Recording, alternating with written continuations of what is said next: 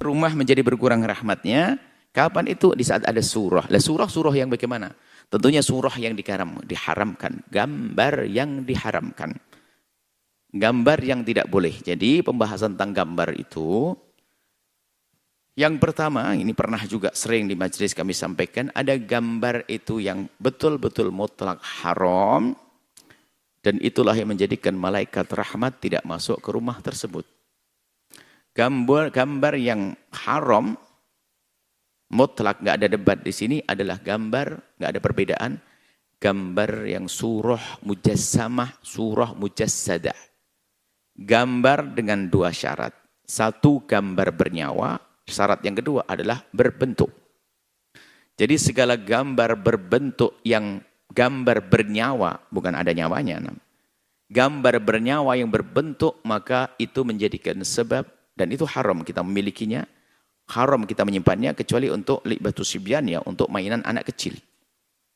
Jadi segala bentuk binatang atau sesuatu yang bernyawa manusia, maka itu hukumnya haram. Dan itu tidak ada perbedaan di antara para ulama.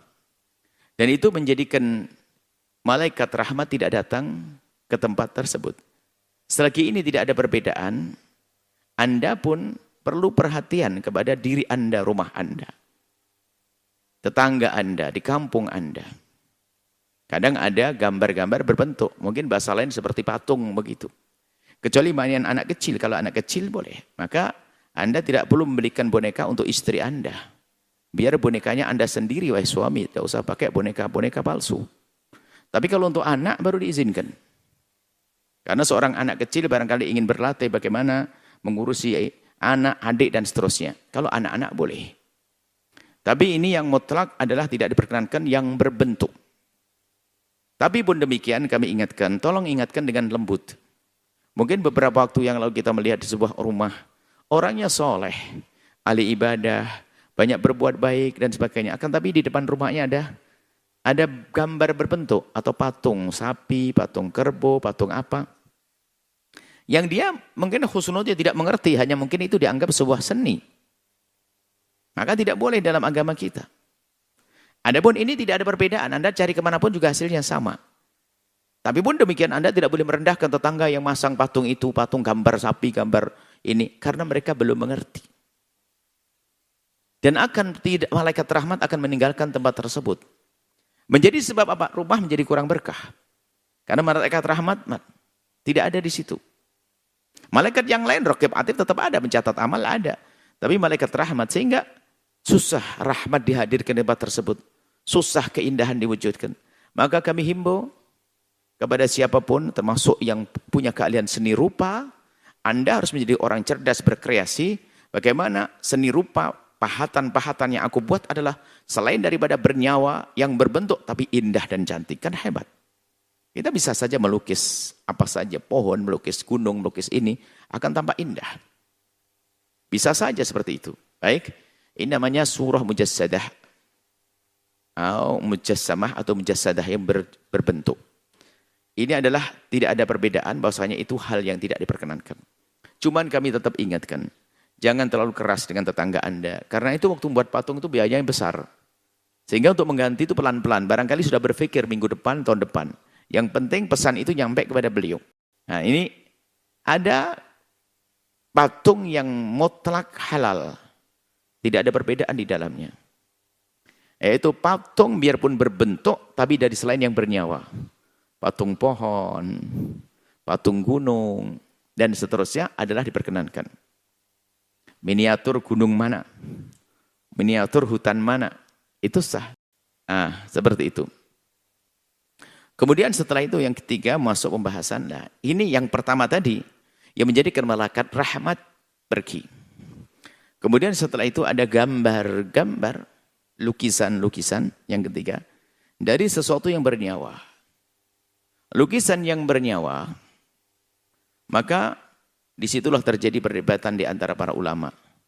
Sebab kalau lukisan tidak berbentuk, hanya lukisan bernyawa, maka di sini ada sebagian ulama mengatakan tidak boleh juga.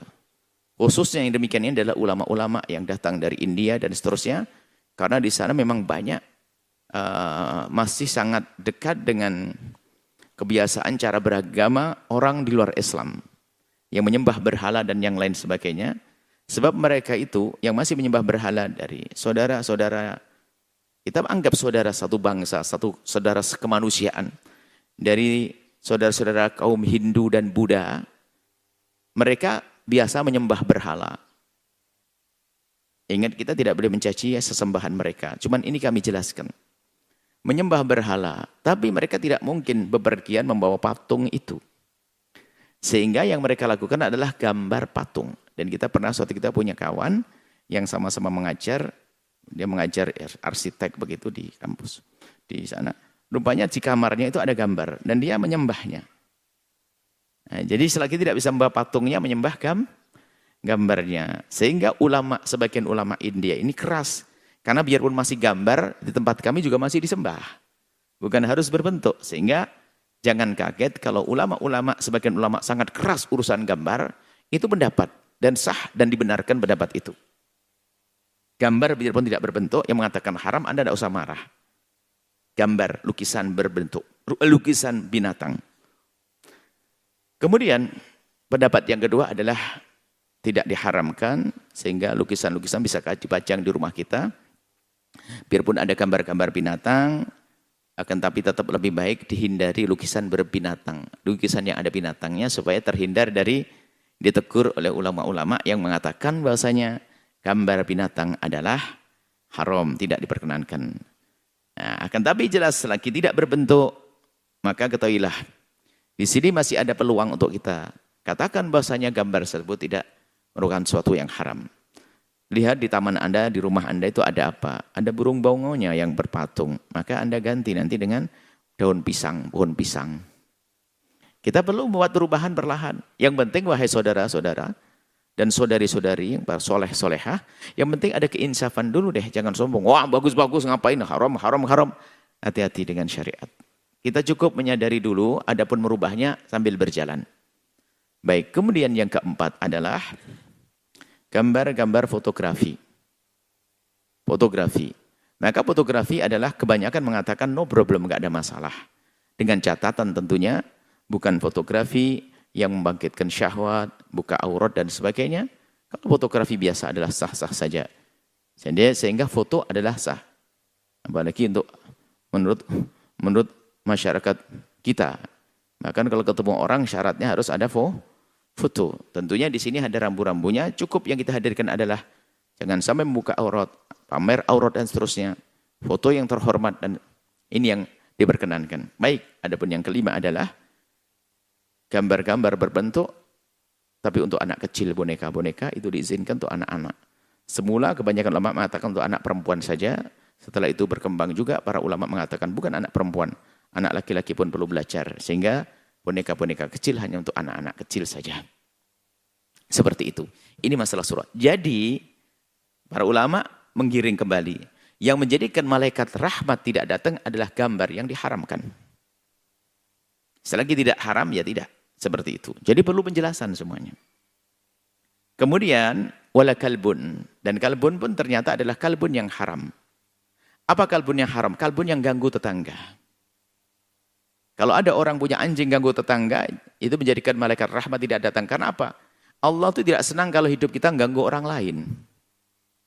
Tapi kalau anjing, ada anjing namanya mu'allam, anjing yang diajari untuk berburu, anjing untuk menjaga dan sebagainya, memang dibutuhkan, maka itu tidak dibutuhkan. Ada mungkin keadaan kurang aman atau tidak aman, sehingga perlu penjaganya adalah anjing, maka yang demikian itu tidak menjadikan malaikat rahmat tidak datang. Jadi yang menjadikan tidak datang adalah anjing yang mengganggu. Apakah kotorannya, apakah gonggongannya, atau yang lainnya. Baik, jadi miara anjing jika ada untuk hajat diperkenankan seperti untuk penjagaan dan seterusnya. Tapi yang harus kita perhatikan adalah justru adalah tetangga kita terganggu atau tidak. Jadi jangan mentang-mentang, wah ini ada peluang dong saya miara anjing. Lalu tetangga Anda terganggu. Dosanya bukan urusan anjingnya, urusan Anda mengganggu tetangga. Sebab namanya tetangga harus dijaga perasaannya. Itu kan pendidikan mulia, pendidikan indah dari baginda Nabi SAW. Wala junubun. Kalau Anda habis hubungan suami istri, maka hendaknya segera untuk mandi besar. Tapi ini pun harus ada ilmunya. Jika memang tidak bermasalah bagi kesehatan Anda. Nah, jadi yang menjadikan malaikat tidak datang itu adalah orang yang dalam keadaan normal dan sebagainya, malas-malas mandi besar. Tapi ini adalah hukumnya adalah kalau dalam pembahasan fikih, ini kan akhlak ya. Kalau dalam pembahasan fikih, orang habis hubungan suami istri tidak harus langsung mandi. Kapan wajib mandi? Jika mau sholat saja. Dan ini harus dipahami oleh para wanita. Sebab ada sebagian wanita karena jarang ngaji maka tersiksa hidupnya.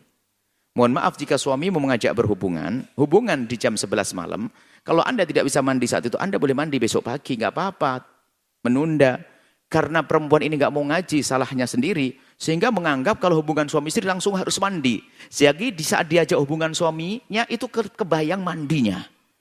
Sehingga nggak konsen, nggak maksimal, nggak bisa mesra yang sesungguhnya. Makanya ngaji, Bu.